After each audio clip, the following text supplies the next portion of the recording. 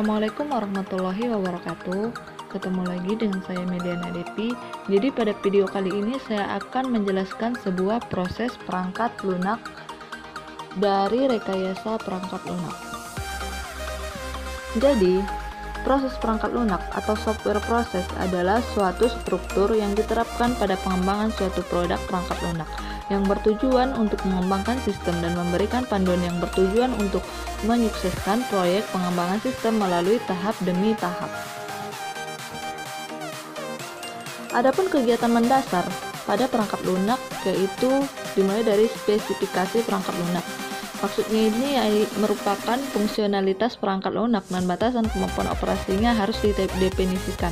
Dan kedua, perancangan dan implementasi perangkat lunak, yaitu perangkat lunak yang memenuhi spesifikasi harus diproduksi. Dan ketiga, yaitu ada pemvalidasian perangkat lunak, yang merupakan perangkat lunak harus divalidasi untuk menjamin bahwa perangkat lunak bekerja sesuai dengan apa yang diinginkan oleh pengguna. Dan keempat, ada evolusi perangkat lunak, yaitu perangkat lunak harus berkembang untuk memenuhi kebutuhan pelanggan. Adapun komponen proses perangkat lunak yaitu dimulai dari dua proses utama. Maksud dua proses utama itu ada pengembangan. Pengembangan ini berfokus pada pengembangan dan langkah-langkah mutu yang diperlukan untuk rekayasawan perangkat lunak. Dan kedua yaitu manajemen proyek, berfokus pada perencanaan dan pengendalian proses pengembangan. Dan kedua yaitu ada proses pengembangan yang merupakan jantung dari proses perangkat lunak atau proses-proses lain berada di sekitarnya. Dan ketiga yaitu dijalankan oleh orang yang berbeda. Oleh orang yang berbeda itu maksudnya ada si pengembang untuk mengeksekusi proses rekayasa, dan kedua ada manajer proyek untuk mengeksekusi proses manajemen. Dan yang ketiga itu ada proses lain. Proses lain itu ada manajemen konfigurasi, manajemen perubahan, manajemen proses, dan inspektasi. Adapun tahap-tahap proses perangkat lunak yaitu ada 8 macam. Yang pertama, menentukan apa yang harus dikerjakan oleh perangkat lunak dalam satu rentang waktu tertentu. Dan kedua, mendefinisikan bagaimana perangkat lunak dibuat mencakup arsitektur perangkat lunak, antarmuka, internal, algoritma, dan sebagainya. Dan ketiga yaitu ada penerapan atau penulisan program dan pengujian unit-unit program. Dan keempat yaitu ada integrasi dan pengujian modul-modul program. Dan kelima ada validasi perangkat lunak secara keseluruhan atau pengujian sistem. Dan keenam ada sistem berbeda dari produk-produk asli dari melaksanakan proses pada proyek. Dan ketujuh ada RPL, rekayasa perangkat lunak, berfokus pada proses. Dan kedelapan yaitu ada dasarnya, yaitu proses yang tepat akan membantu mencapai tujuan proyek dengan MNP yang tinggi. Adapun model proses perangkat lunak. Model proses perangkat lunak ini adalah representasi abstrak dari proses lunak. Model proses perangkat lunak yang umum atau disebut dengan paradigma yang umum antara lain yaitu ada beberapa model. Yang pertama model waterfall, kedua model spiral, dan ketiga model prototype, dan keempat ada model component assembly atau model perakitan komputer, dan kelima ada model evolusioner, dan keenam ada model RAD atau rapid application development, dan ketujuh ada model Agile. Jadi di sini saya akan membahas apa saja yang dimaksud dari model proses perangkat lunak tersebut. Jadi dimulai dari model waterfall.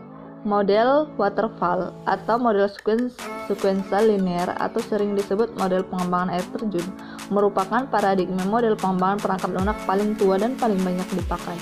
Model ini mengusulkan sebuah pendekatan perkembangan perangkat lunak yang sistematik dan sekuensial yang dimulai pada tingkat dan kemajuan sistem pada seluruh tahapan analisis, desain, kode, pengujian, dan pemeliharaan.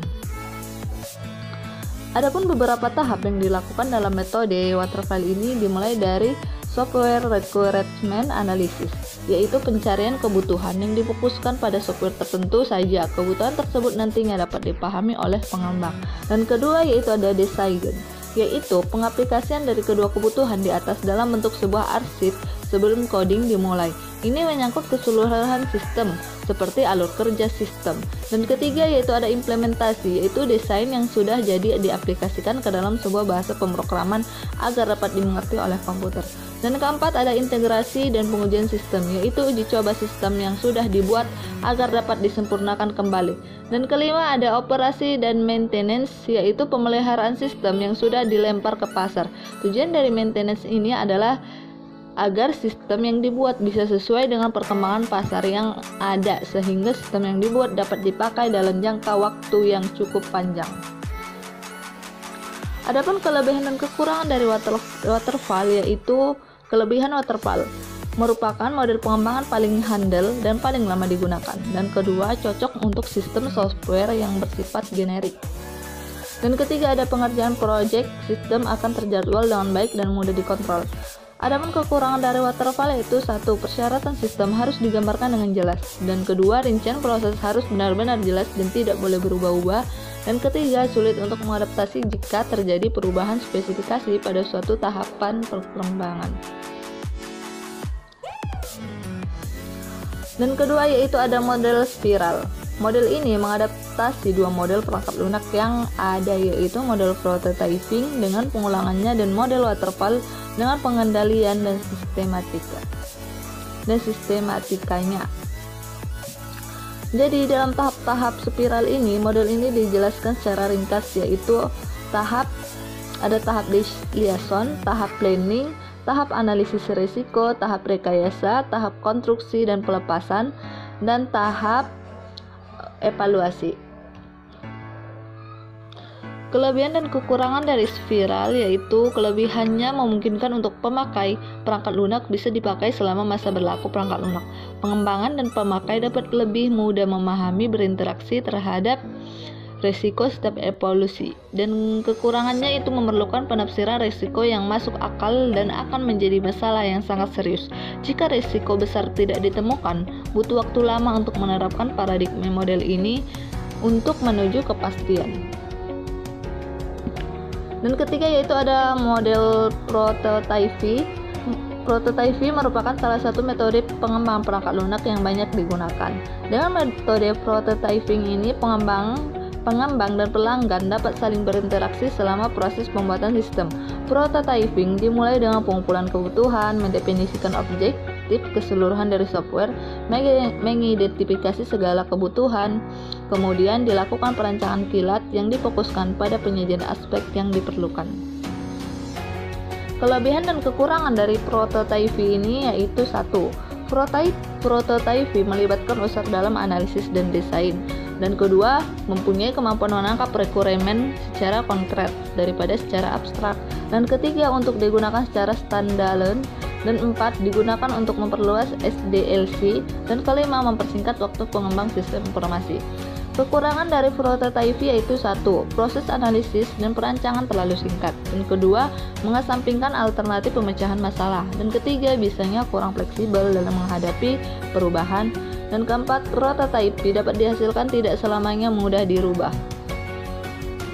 Dan keempat yaitu ada model component assembly atau model perakitan komputer. Model ini merupakan gabungan dari berbagai sifat dan karakter dari model spiral boom dan sangat erat keterikatannya dengan model RAD atau Rapid Application Development model, karena model CAM ini menggunakan peralatan-peralatan dan GUI Graphic User Interface untuk membawa software. Dan kelebihan dari model ini adalah tinggal mencaplok atau menggunakan program atau komponen yang sudah ada dan menyusunnya menjadi sebuah program yang lebih kompleks dan berkembang sesuai kebutuhan user atau pengguna, sehingga dapat mengefisienkan pengguna waktu dan tenaga. Selain itu, model ini juga menyediakan kemampuan untuk memvisualisasikan hasil rakitan dengan kesanggupan untuk mengukur, menganalisis, merancang, dan merancang ulang program.